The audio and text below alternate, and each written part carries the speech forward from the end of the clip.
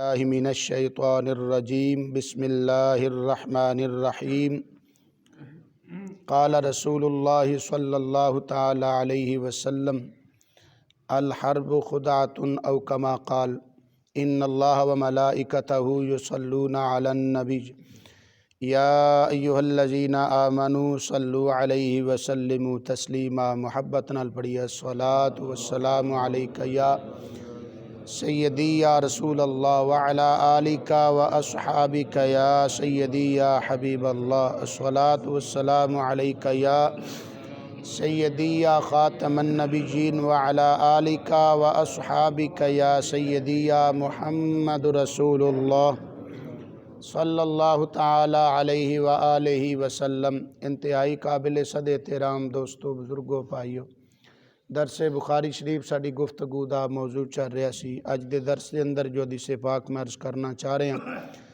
اس حدیث پاک نو جناب حضرت جابر بن عبداللہ انصاری رضی اللہ تعالی عنہ اور جناب حضرت ابو ہریرہ رضی اللہ تعالی عنہ نے روایت فرمایا ہے۔ میرے آقا کریم صلی اللہ علیہ وسلم نے فرمایا الحرب خدعۃ، کہ جنگ ایک چال ہے، ایک طریقہ ہے۔ میرے آقا کریم صلی اللہ علیہ وسلم دی عادت مبارکہ سی، اور جنگ دا اصول بھی یہی ہے کہ ایسا طریقہ اپنایا جائے کہ جس دے نال اپنی جنگی سرگرمی اور جنگی تیاری دا دشمن نو پتہ نہ چلے، وہ بے خبر رہے، اور اس طریقے دے نال پھر جنگ جڑی اچھے طریقے نال لڑی جا سکتی ہے اور فتح دے بھی زیادہ چانس ہوندے نے اس دے اندر۔ تو آقا کریم صلی اللہ تعالیٰ علیہ وسلم نے کئی مرتبہ اس طرح دے طریقے اپنائے نے۔ کافی ساری احادیث مبارکہ دے اندر اس طرح دے ملدے جلدے مضمون ملدے نے۔ تو یہ حدیث پاک بخاری شریف دی جو میں عرض کر رہا ہوں، حضرت جابر بن عبداللہ اور جناب حضرت ابو ہریرہ رضی اللہ تعالی عنہما، آپ فرماندے نے میرے آقا کریم صلی اللہ علیہ وسلم نے کی فرمایا کہ جنگ ایک چال ہے، ایک طریقہ ہے۔ تھوڑا جا پیچھے ایک حدیث پاک بخاری شریف دی ہے جس نو روایت کرنے والے جناب حضرت کعب بن مالک رضی اللہ تعالی عنہ نے، آپ فرماندے نے لم یکن رسول اللہ صلی اللہ علیہ وسلم یرید غزوۃ الا ورا بغیرہا۔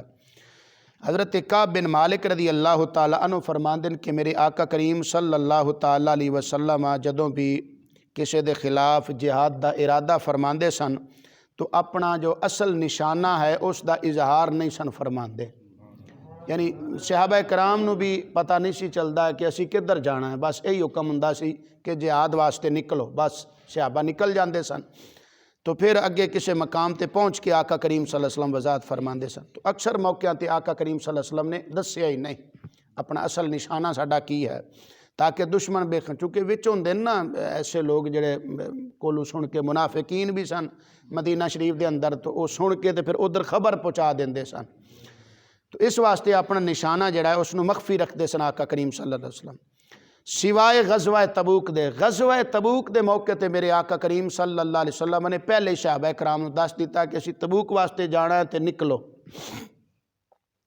کیوں؟ اس واسطے غزوہ تبوک دے موقع تے تاں کر کے میرے آقا کریم صلی اللہ علیہ وسلم نے دسیا کہ تبوک سفر بڑا لمبا سی، تقریباً مدینہ شریف تو مقام تبوک جڑا ہے کوئی کم و بیش 900 کلومیٹر ہے۔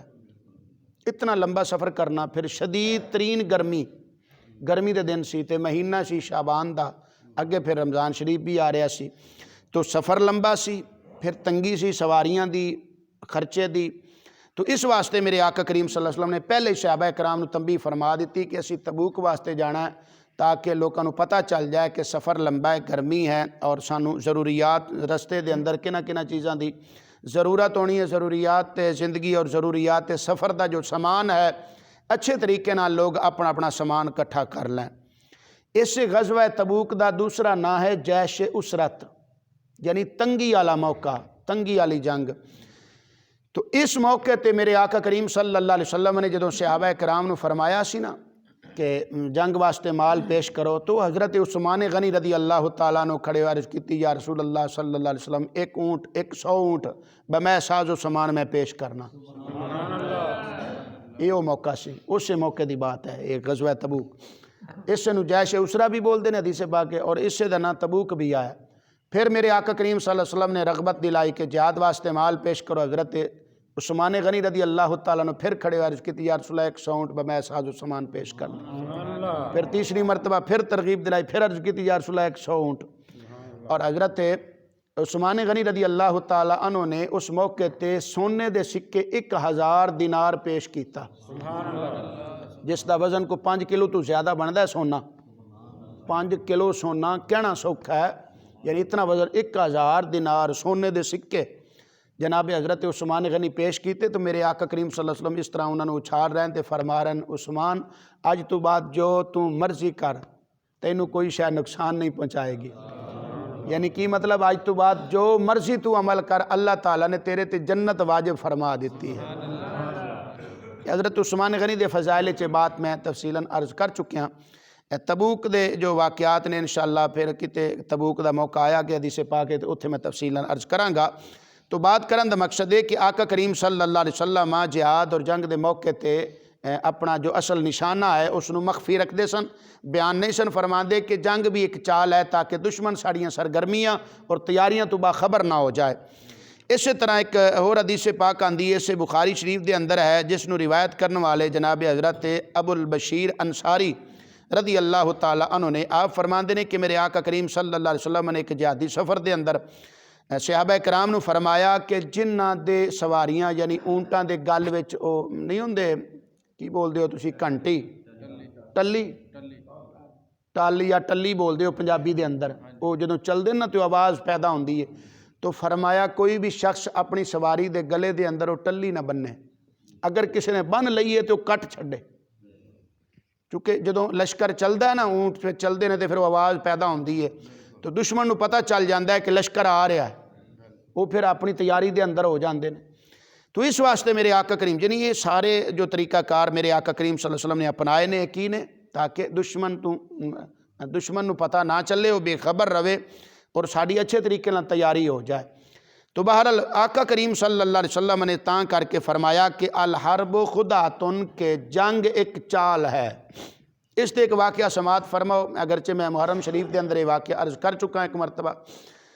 حضرت امام حسن مجتبی رضی اللہ تعالیٰ عنہ نواسہ مصطفیٰ مولا علی مرتضیٰ شیر خدا رضی اللہ تعالیٰ عنہ دے صاحبزادے آپ دے لخت جگر حضرت قاسم بن امام حسن رضی اللہ تعالیٰ عنہ، حضرت قاسم میدان کربلا دے اندر حضرت قاسم رضی اللہ تعالیٰ عنہ جس وقت یزیدیاں لشکر دے مقابلے دے اندر میدان دے اندر آپ اترے نا، وہ واقعہ ذرا لمبا ہے، میں محرم میں پیش کیتا ہے، صرف ان اشارہ کرنا اس واقعے نال چونکہ وہ واقعہ ملدا ہے۔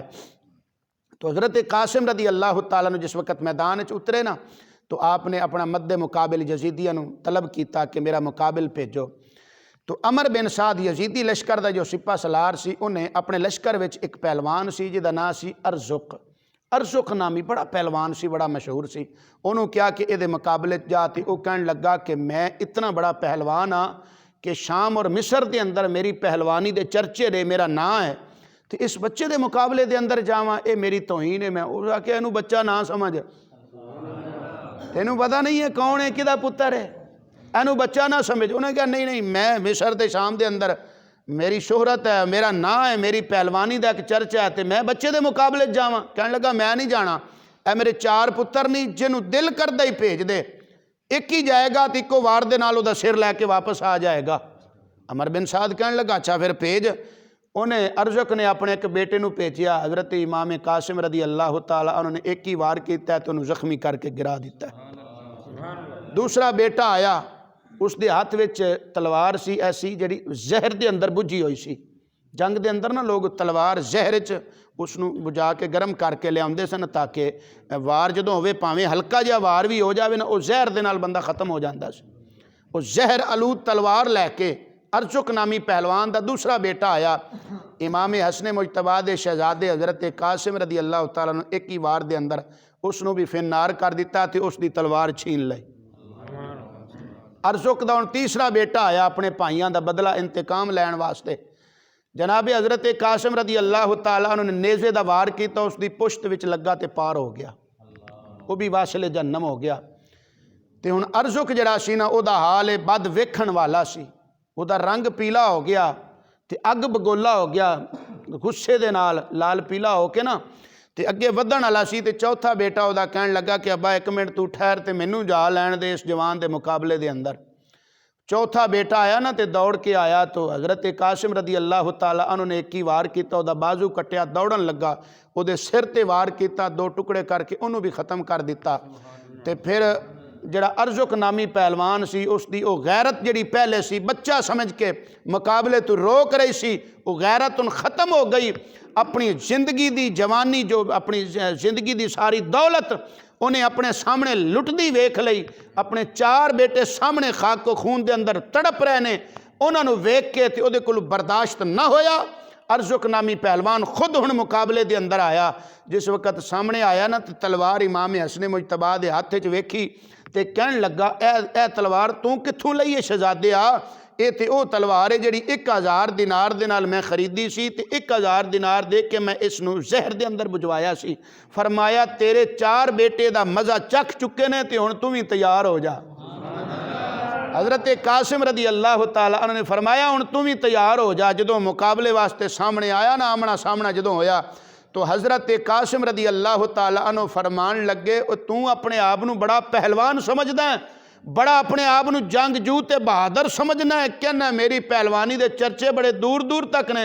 वो चलिया तैनू ते घोड़े दी जीन कसनी भी नहीं आउंदी, वेख तेरे घोड़े दी जीन भी खुली है, हालांकि बंद सी, वो खुली कोई नहीं सी। दसिया ना अल हरबो खुदा तुन कि जंग एक चाल है, ये चाल चलनी एक दाओ पेच होंदा है, एक तरीका होंदा है, इस दे नाल जंगां लड़ियां जांदियां ने। गुर होंद पंजाबी च की आंदे ने, गुर होंदे ने जंगां दे, गुर होने चाहिए ने। पहलवान पहलवानी करदे ना तो गुर दे नाल अगले नूं गिरांदे ने। बसाओकात मद्दे मुकाबल बड़ा ताकतवर होंदा है ते इधरों हल्का फुल्का पहलवान होंदा है तो उस नूं गिरा देंदा है। वो ताकत दे बलबोते दे नहीं, वो अपने गुर और गुण दे बलबोते ते उस नूं गिरा लैंदा है। तो आपने फरमाया कि चलिया तू अपने आप नूं बड़ा पहलवान समझदा है, तैनू ते घोड़े की जीन कसनी भी नहीं आउंदी। वो अपने घोड़े की जीन कसन वास्ते थल्ले चुकिया ना, थोड़ा जिहा गर्दन चुकाई, आपने उसे जहर आलू तलवार दे नाल वार कीता ते गर्दन उहदी दूर जाके गिरी। ए तां करके मेरे आका करीम सल्लल्लाहु अलैहि वसल्लम ने फरमाया अल हरब खुदा। ए दूसरे जिहड़े लोग ने ना उन्हां दा सिर्फ रोना ते पिटना हुंदा है ते सिर्फ ये दसना हुंदा जी उन्हां इंज मार छड्डिया ते मार छड्डिया ते मार छड्डिया इन्हां नूं। ओ यार इन्हां दियां शानां भी ते बयान करो ना, इन्हां दियां पहलवानियां भी ते बयान करो ना, इन्हां दी शुजात और बहादरी भी ते बयान करो ना। उन्हां नूं की पता सी यजीदियां नूं ये बज़ाहिर दिसण विच वेखण विच ते बच्चा नज़र आउंदा है, पर इहदियां रगां विच खूने हैदर करार है, इहदे बाजू विच इहदियां रगां विच खूने हैदर करार है, इहदे बाजू विच कुव्वत हैदरी है। तां वास्ते कहण वाले ने किया अली का घर भी क्या घर है कि जिस घर का हर एक बच्चा, अली का घर भी क्या घर है कि जिस घर का हर एक बच्चा जिसे देखो वही शेर खुदा मालूम होता है। उन्होंने की पता इन्हां शहजादियां नूं अल्लाह ताला ने की शान मकाम और मरतबे अता फरमाए ने। अल्लाह ताला सानू सबनू समझण दी अमल दी तौफीक अता फरमाए। आमीन व आखिर दावाना अनिल हम्दुलिल्लाहि रब्बिल आलमीन।